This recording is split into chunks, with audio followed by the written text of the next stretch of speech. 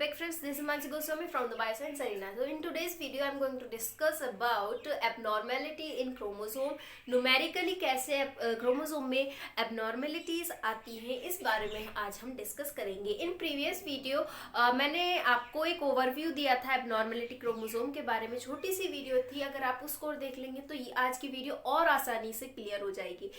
तो abnormality chromosome से हम क्या समझते हैं कि कोई भी जब एक्स्ट्रा चेंज आ जाता है क्रोमोसोम में, चाहे वो क्रोमोसोम के नंबर में चेंज आ जाए. जैसे कि हमें पता है ह्यूमन बीइंग में टोटल नंबर ऑफ क्रोमोसोम 46 होते हैं. अगर 46 में गेन हो जाए एक्स्ट्रा या फिर लॉस हो जाए तो इसकी वजह से क्रोमोसोम के पूरे सेट में एबनॉर्मेलिटी आ जाती है, जिसकी वजह से स्पेसिफिकली कोई बीमारी भी हो जाती है. उन बीमारी के बारे में भी हम डिस्कस करेंगे. या फिर क्रोमोसोम के स्ट्रक्चर में चेंज आ जाए तो भी क्रोमोसोम में एबनॉर्मेलिटी आ जाती है. तो इसी टॉपिक को हम आगे बढ़ाते हुए आज डिस्कस करेंगे एन्यूप्लॉइडी के बारे में. अब एन्यूप्लॉइडी क्या होती है, मैंने बताया था कि क्रोमोसोम में अगर न्यूमेरिकली कोई चेंज आता है तो उसमें हम दो टर्म पढ़ते हैं. एक होता है एन्यूप्लॉइडी और सेकेंड वन इज पॉलीप्लॉइडी. तो आज हम एन्यूप्लॉइडी के बारे में डिस्कस करेंगे.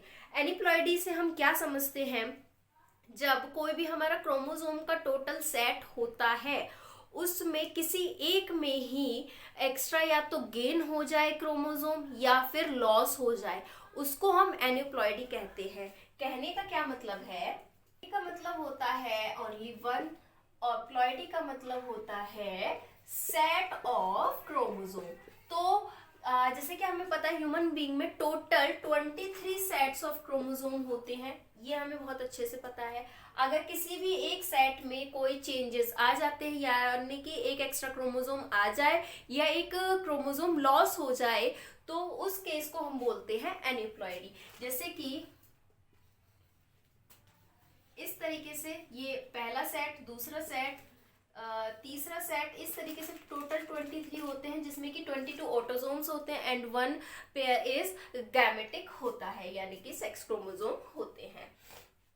तो अब इनमें से 23 में से किसी भी एक में, जैसे कि मान लीजिए इसमें एक एक्स्ट्रा क्रोमोसोम आ गया, तो इसको हम बोलेंगे aneuploidy. I hope I am clear with this point. ये जो एन्यूप्लॉइडी होती है जनरली ये होती कैसे है या इसका रीजन क्या है. ऐसा तो है नहीं अपनी मर्जी से कोई भी सेल के अरे आज मेरा अपने ही सेट में कुछ चेंजेस लाने का मन कर रहा है तो चलो एक एक्स्ट्रा क्रोमोसोम में कहीं और से ले लेता हूँ. ऐसा नहीं होता है. कुछ स्पेसिफिक रीजन होते हैं जिसकी वजह से ये वेरिएशन आता है और जिसकी वजह से कुछ फिर डिसीज भी कॉज हो जाती है. तो वो कैसे होता है, चलिए हम सेल डिवीजन में क्या पढ़ते हैं. जैसे कोई भी सेल है, इसके अंदर क्रोमोसोम प्रेजेंट होते हैं. मान लीजिए इस तरीके से एक ये क्रोमोसोम है and the second one is this. तो अब क्या होता है, सेल डिवीजन से पहले ये जो हमारा जेनेटिक मटेरियल होता है यानी क्रोमोसोम, डीएनए का होता है रेप्लिकेशन होने के बाद ये कुछ इस तरीके से हो जाते हैं. इस तरीके से रेप्लिकेशन हो जाता है. उसके बाद क्या होता है कि ये जो क्रोमोसोम होते हैं हाफ दोनों सेल में जाते हैं, दोनों डॉटर सेल में जाते हैं. तो उसके लिए पहले ये इस तरीके से इक्वेटर पे आ जाते हैं. इक्वेटर पे आने के बाद क्या होते हैं, ये अपोजिट पोल की तरफ अट्रैक्ट किए जाते हैं. ये पूरा एक सेल डिवीजन का अपना अलग टॉपिक है, आई होप आपको पता होगा. इस तरीके से अपोजिट डायरेक्शन में ये चले जाते हैं और उसके बाद हमारा सेल का डिवीजन होता है और ये दो सेल में, एक सेल ये और एक सेल ये, तो इनमें दोबारा से ये आ जाते हैं, एक ये और दूसरा क्रोमोसोम हमारा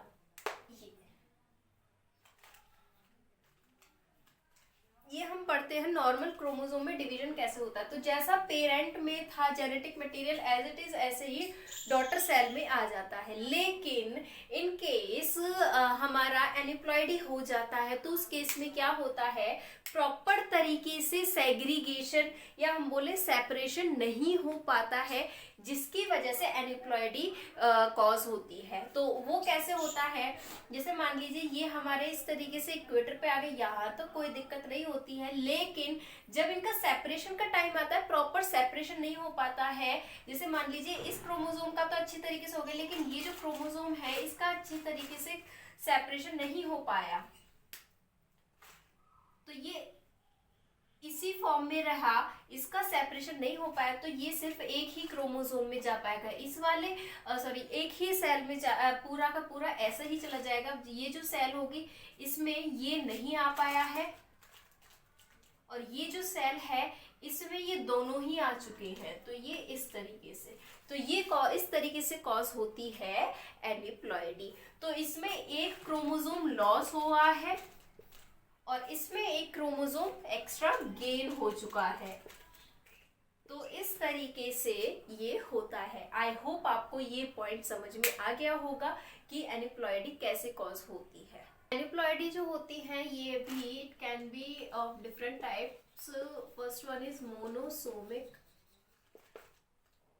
मोनोसोमिक से हमें क्या समझ में आता है, जैसे कि हमें पता है डिप्लॉयड ह्यूमन बीइंग में, डिप्लॉयड इन द सेंस जो टोटल नंबर ऑफ क्रोमोसोम है 46 है, तो 2n बोलते हैं जो नॉर्मली प्रेजेंट होते हैं। अगर हैप्लॉइड होता है तो उसको हम n से इंडिकेट करते हैं, अगर डिप्लॉयड सेल है तो उसको हम 2n से इंडिकेट करते हैं। जनरली ह्यूमन बीइंग जो होते हैं नॉर्मली 2n होते हैं।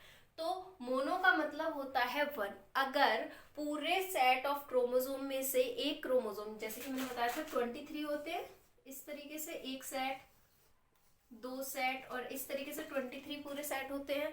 तो अब पूरे 23 सेट में से किसी भी एक सेट में एक्स्ट्रा क्रोमोसोम एक लॉस हो जाता है। जैसे मान लीजिए इसमें से दूसरे सेट में से ये एक एक्स्ट्रा क्रोमोसोम यहाँ से लॉस हो गया है, तो इसको हम बोलते हैं क्या, मोनोसोमिक। और इसको हम कैसे इंडिकेट करते हैं, 2n में से एक -1, तो ये होता है मोनोसोमिक। अब उसके बाद है दूसरा, एक और टर्म आता है डबल मोनोसोमी।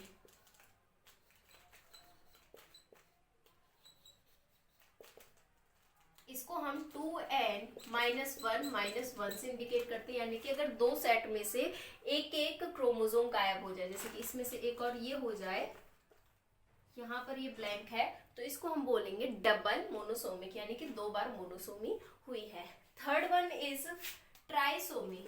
ट्राइसोमी में क्या होता है, जो हमारे 2n ऑफ क्रोमोसोम होते हैं, ट्राई यानी कि 3, तो एक एक्स्ट्रा क्रोमोसोम किसी भी सेट में, एक सेट में आ जाए, then it is known as trisomy. जैसे कि मान लीजिए यहाँ पर ये अपने नॉर्मल तरीके से प्रेजेंट है और यहाँ पर एक एक्स्ट्रा क्रोमोसोम और आ जाए इस तरीके से, तो ये हो गया हमारा ट्राइसोमी। तो ये होते हैं एनिप्लॉइडी के टाइप्स। अब हम बात करते हैं एनिप्लॉइडी की वजह से कुछ बीमारियां भी होती हैं, तो उनके बारे में हम डिस्कस करते हैं। एनिप्लॉइडी की वजह से क्या क्या बीमारियां होती है जनरली ह्यूमन बीइंग में जो देखी गई हैं।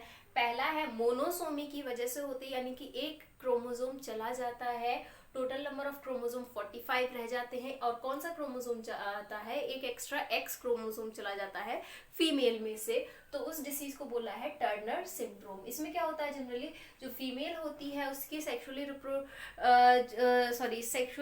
रिप्रोड्यूसिंग ऑर्गन जो होते हैं वो अच्छे से डेवलप नहीं हो पाते हैं, सेक्सुअल रिटार्डेशन होता है, जिसकी वजह से स्ट्राइल होती है, यानी कि रिप्रोड्यूस नहीं कर सकते, और कार्डियोवास्कुलर से रिलेटेड एब्नॉर्मलिटी देखी गई है। देन सेकंड है इसमें, इसका एग्जांपल डाउन सिंड्रोम एक डिसीज है जिसमें क्या होता है, एक एक्स्ट्रा क्रोमोसोम आ जाता है, जिसकी वजह से टोटल नंबर ऑफ क्रोमोसोम 47 हो जाते हैं, और 20 वो जो एक्स्ट्रा क्रोमोसोम आता है कहाँ पर आता है, 21st जो सेट होता है क्रोमोसोम में, वहां पर एक एक्स्ट्रा क्रोमोसोम आ जाता है। देन इसके सिम्टम्स क्या होते हैं, डिक्रीजिंग ऑफ मस्कुलर टोन, यानी कि मस्कुलर टोन जो होती है, मसल्स अच्छे से डेवलप नहीं हो पाती है, स्लैंटिंग आईज और मेंटल रिटार्डेशन, ये इसके सिम्टम्स हैं। Then Edward syndrome. Edward syndrome में क्या होता है, इसमें भी ट्राइसोमी होती है, यानी कि एक एक्स्ट्रा क्रोमोसोम आता है, और किस पर आता है, क्रोमोसोम नंबर 18 पर एक एक्स्ट्रा क्रोमोसोम आ जाता है, तो 47 टोटल नंबर ऑफ क्रोमोसोम हो जाते हैं। इसके सिम्टम्स क्या है, मेंटल रिटार्डेशन होती है। अब जनरली इस सिंड्रोम में क्या होता है, 90% पेशेंट्स जो होते हैं वो अपने इन्फेंसी यानी कि बिफोर बर्थ ही मर जाते हैं, लेकिन कुछ ऐसे होते हैं बेबीज जो जिनका बर्थ हो जाता है और अगर वो अपने फर्स्ट बर्थ तक या बर्थडे तक यानी कि 1 साल तक अच्छे से जी लेते हैं तो जनरली कोई ऐसी दिक्कत नहीं आती है हेल्थ से रिलेटेड। और उसके बाद है पेट्यूस सिंड्रोम। इसमें भी ट्राइसोमी देखी गई है, दैट मीन्स एक एक्स्ट्रा क्रोमोसोम आ जाता है क्रोमोसोम सेट नंबर 13 पर, और इसको हम डी सिंड्रोम भी जनरली कहते हैं। Then last one is klinefelter syndrome. ये भी ट्राइसोमी का ही एग्जाम्पल है। इसमें क्या होता है, मेल में एक एक्स्ट्रा एक्स क्रोमोसोम आ जाता है तो एक्स एक्स वाई ये इसका सेट बन जाता है, जिसकी वजह से क्या होता है जो मेल के जनरली कैरेक्टरिस्टिक होते हैं वो तो हाइड हो जाते हैं, रिटार्ड हो जाते हैं, और कुछ फीमेल के कैरेक्टरिस्टिक्स देखने को हमें मिलते हैं, जैसे कि टेस्टिस का जो साइज होता है वो जनरली स्मॉल हो जाता है, due to which they can't be reproduce, यानी कि रिप्रोडक्शन में ये हेल्प नहीं कर सकते हैं। देन ब्रीस्ट का डेवलपमेंट होता है एज इन फीमेल, और फेमिनाइन टाइप की इनकी वॉइस की पिच हो जाती है। तो ये कुछ एग्जाम्पल हैं हमारे हम बोले एनिप्लॉइडी एबनॉर्मेलिटी के। इसके साथ जो एनिप्लॉइडी है मोनोसोमी है, ये ड्रोसोफिला में भी स्टडी की गई है क्रोमोसोम नंबर 4 पर, जिसकी वजह से क्या होता है इनका बॉडी साइज काफी रिड्यूस हो जाता है और इनमें जो डेवलपमेंट होता है काफी स्लो होता है। ये थी आज की वीडियो एंड आई होप आपको वीडियो पसंद आई होगी। नेक्स्ट वीडियो में हम पॉलीप्लॉइडी के बारे में डिस्कस करेंगे, जो कि दूसरा टाइप है न्यूमेरिकल एबनॉर्मेलिटी ऑफ क्रोमोसोम का। अगर आपको वीडियो पसंद आई है तो लाइक बटन जरूर दबाएं। इसी के साथ मेरा चैनल अगर आपने अब तक सब्सक्राइब नहीं किया then please subscribe my channel, और अपने फ्रेंड्स के साथ भी शेयर करें। और मुझे आप इंस्टाग्राम पे भी फॉलो कर सकते हैं, द बायोसाइंस अरीना के नाम से ही मेरा वहाँ पर पेज है।